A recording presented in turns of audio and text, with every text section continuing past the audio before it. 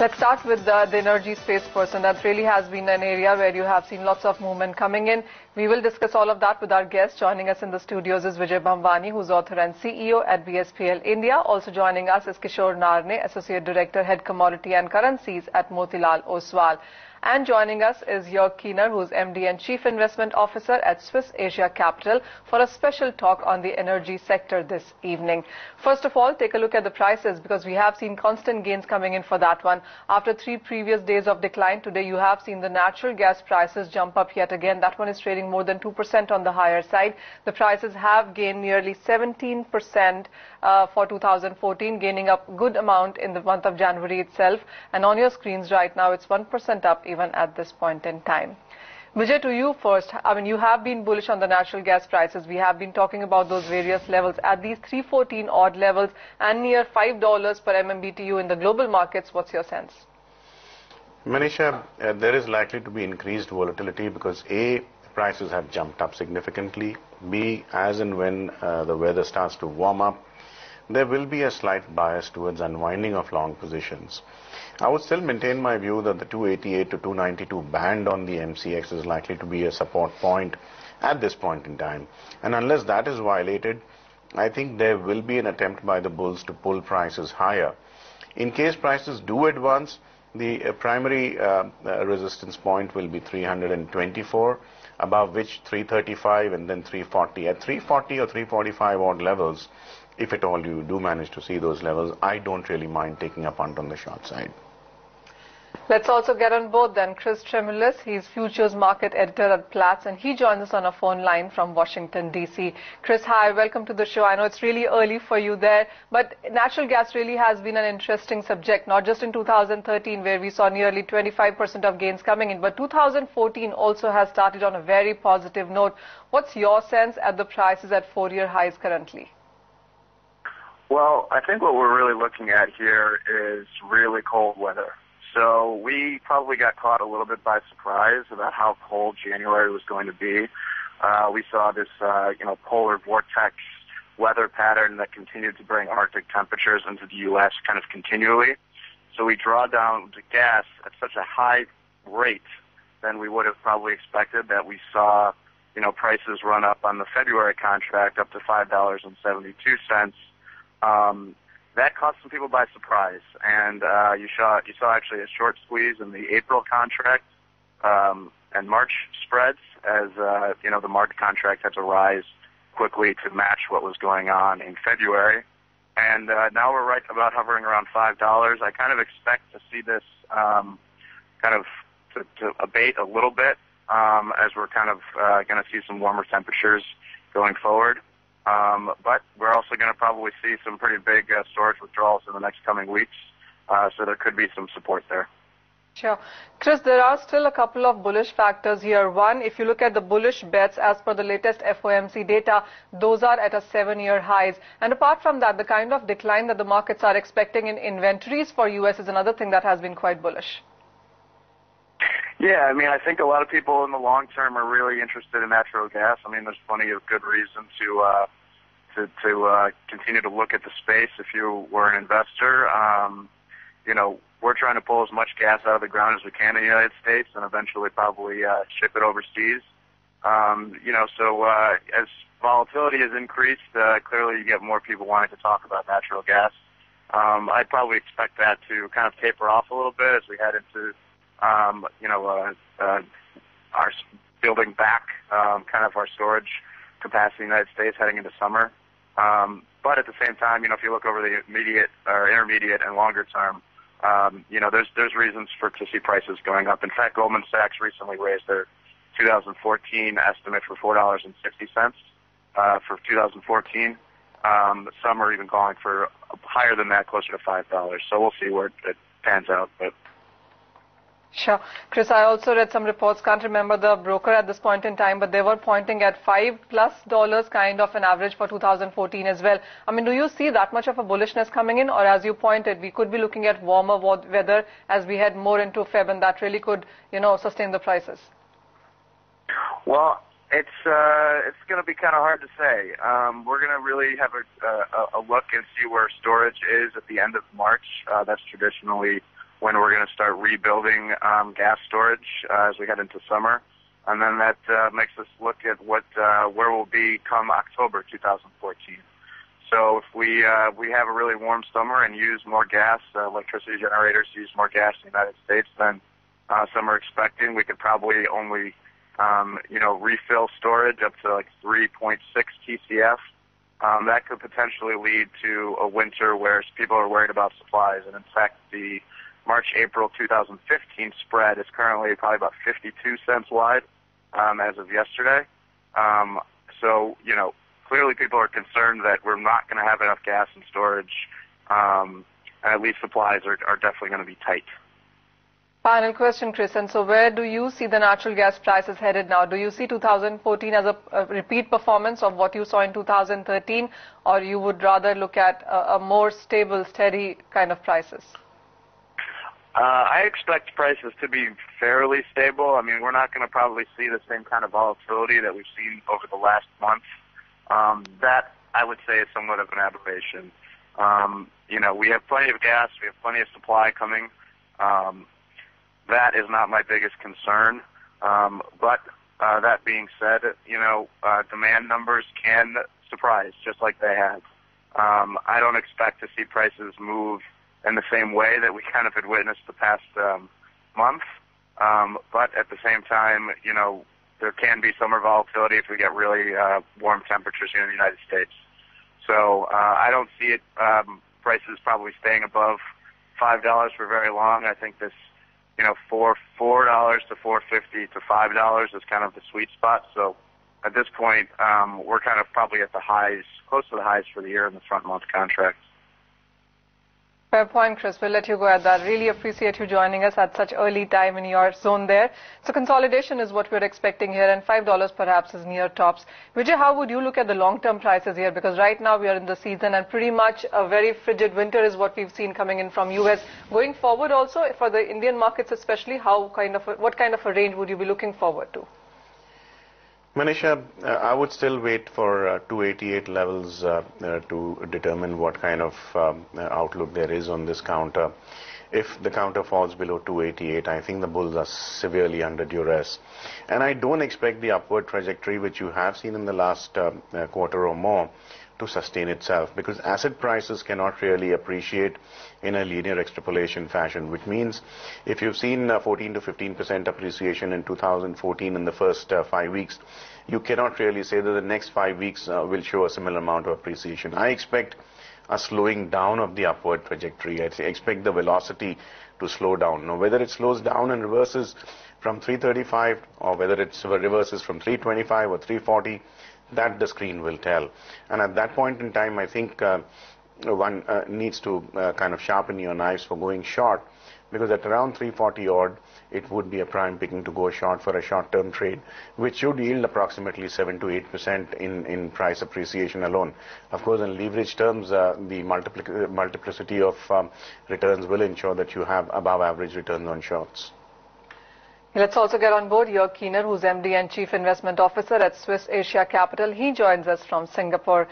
Jörg, what's your sense really? We've seen a run-up in natural gas prices for the past year, but would you say, as the other experts also are saying, that the prices have perhaps now peaked, especially with the mild weather forecast coming in for the second half of Feb?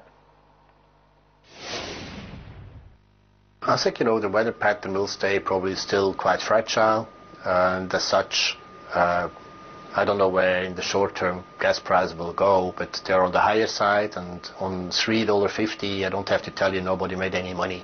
So we're probably going to get the correction in the gas prices, but they might be regionally different, depending on logistics and distribution patterns. Jörg, also, how do you view the demand-supply situation for natural gas, and how would that impact the prices for the next couple of quarters now? Look, I think everybody talks about U.S. natural gas, and I don't think that's really quite relevant, because as long as you have natural gas, it's pipeline driven and it's a question of distribution.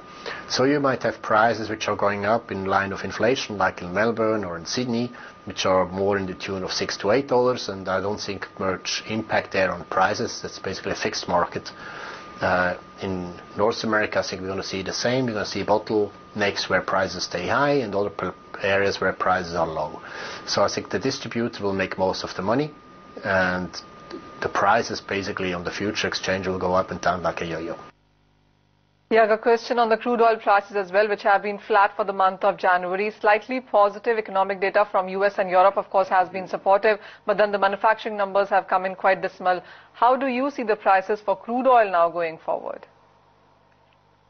Look, we have a problem on the crude side there. The story about US energy efficiency and self-efficiency has resulted in a lot of capex. And the capex as such has resulted that the break-even cost for many projects is about $80. So we might move towards that, but I don't think we're going to be massively going below that. It has been a steady day for the gold prices. On one side, you have the disappointing economic data out of US and China, but on the other side, there is weakness in the equity markets as well globally, and that has been supportive for the gold prices. The Indian prices, not much luck there, more than 0.5% decline coming in on your screens right now. The international prices, in the meanwhile, also are down nearly 0.25%.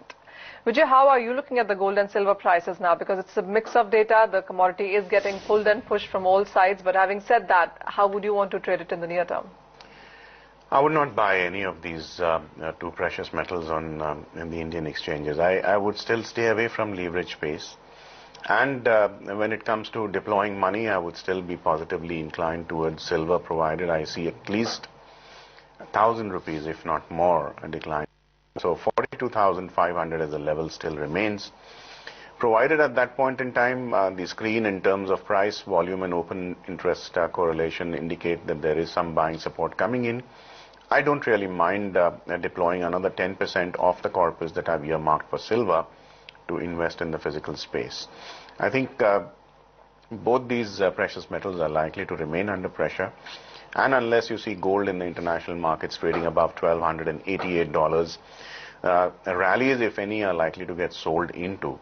At 1,220 or 1,218 odd levels, I would wait and see as to how much of the big ticket buying comes in to support the prices. If that is not forthcoming, I think gold might see lower levels.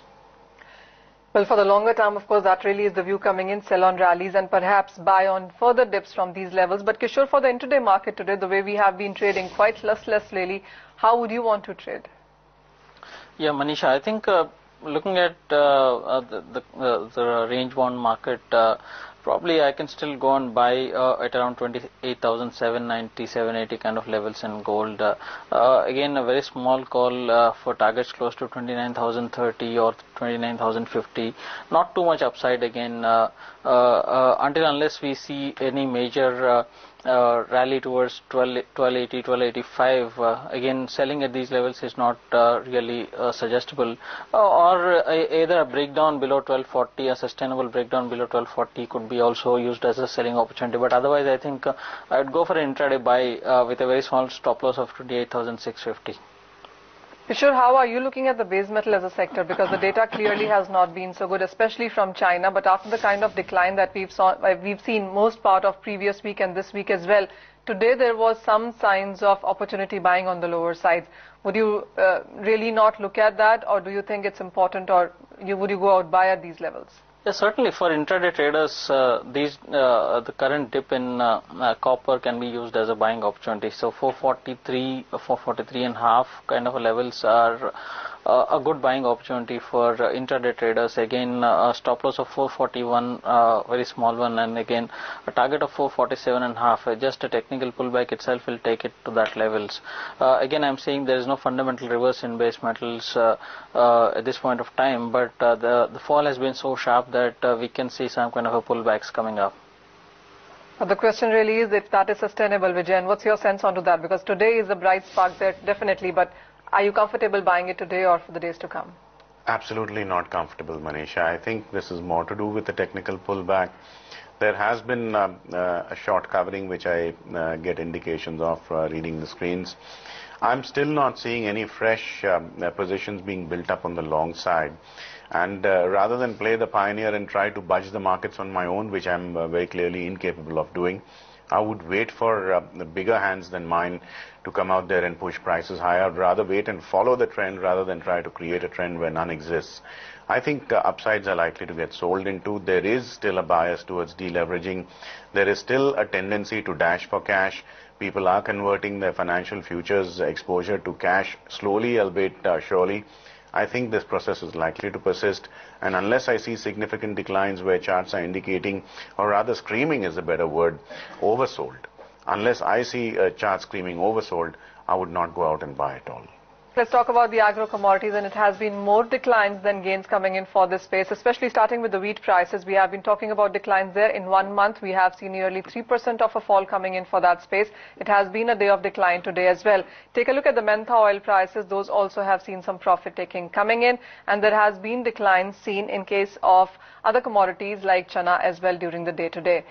Vijay, what's your sense, especially coming in for the wheat prices now, because that is something that we have been talking about and it's finally come to your targets? Yes, Manisha, 1625 is a level we talked about when the prices were close to 1700. We called a top there. I still don't think that a bottom has been reached, although even if you've closed your short position at 1625, it's been a cool home run. But if I was to see prices going above 1645, 1648 kind of levels, I'm still tempted to short again, because this time around I do expect sub 1620 levels to also come in, and possibly even go to 1614 if I'm lucky. Where mentha is concerned, 788 was a level I talked about once the 808 level was violated. We've closed comfortably below that 808 levels. I think mentha's headed lower. This could be a pretty bad year for bulls in mentha. On your screens, nearly 6% decline coming in for mentha oil prices. That's a 1 month chart, of course, on your screens. Kishore, how would you look at the pulses prices though? Because we've seen a very choppy move coming in for chana as well. But as many people were expecting a steady, smooth upside run for the pulses as 2014 started, that is not happening. Manisha, I think it's just a matter of time where the pulses prices could turn around, especially the chana prices. So right now we have seen that government reacting for the sharp price decline we have seen, and remind you, probably we are in the pre-poll season where the government would be certainly interested in keeping up the prices of the new crops, especially chana, which is going to come up in March, April. So that would certainly be playing on the minds of Agriculture Minister. Though short term still appears to be slightly bearish in chana, 2,790 could be possible targets on the lower side, and one can go at short even at current levels with 2,920 kind of levels as stop losses. But I think if you are looking at a medium to long term perspective, if you ignore the first month, probably April contract onwards, you can still go on buy on every dip of another 50-100 rupees from here. Kishore, how would you look at the edible oil space, the soybean, soy oil, RSO, all of that sector? I mean, we have seen the international prices gain up, but then yet again there has been this talk of soy meal exports declining. How are you connecting the two, and how would you want to trade? I think soybean is domestic fundamentals are particularly bullish even at these levels also. I think the farmer ability to stock it up continues to hold their inventory. So I still go and buy soybeans for targets close to 4,000, probably 3,950, 4,000 could be potential targets for short term. And I think soy oil is also potential beneficiary of a rupee depreciation recently, but otherwise there could be some more steam left out towards 672, but I don't think there should be any sustainable upside in soybean oil looking at the inventory situation and the vessel lineup which we have right now. Vijay, how would you look at the potato prices? There's clearly no inflation coming in from the vegetable part, at least from potato, where we have seen the prices decline, but it's a different picture when it comes to the future prices. Absolutely, Manisha. Hitting a upper circuit in potatoes is a very surprising move, at least in today's trade. Although I did talk about 1,025, 1,040 odd levels, prices have far exceeded that point. I'm not very comfortable buying potatoes at this point in time. Although I would be a little wary about shorting at current levels, I don't mind waiting for another circuit or two before initiating shorts. I think in the financial futures market, prices are running ahead of the ground reality.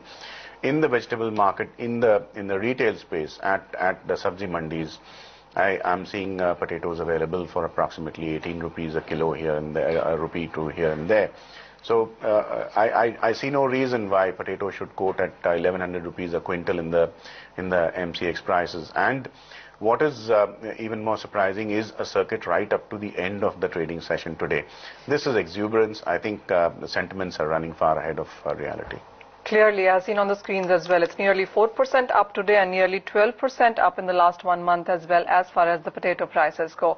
One quick word from you, Kishore, and this one is on sugar. The markets are expecting the cabinet meeting to end any movement now, and there perhaps are more SOPs expected or incentives expected from the cabinet and the government.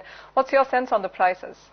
I think, Manisha, I'm not seeing any sustained bull trend in sugar, despite cabinet might take a decision to allow exports with an incentive to around 4 million tons in the next couple of years. But I think looking at the international prices, the Indian exports would still further dampen them. So maybe you can see some kind of a knee-jerk reaction, but I don't think any strength will be sustainable in sugar.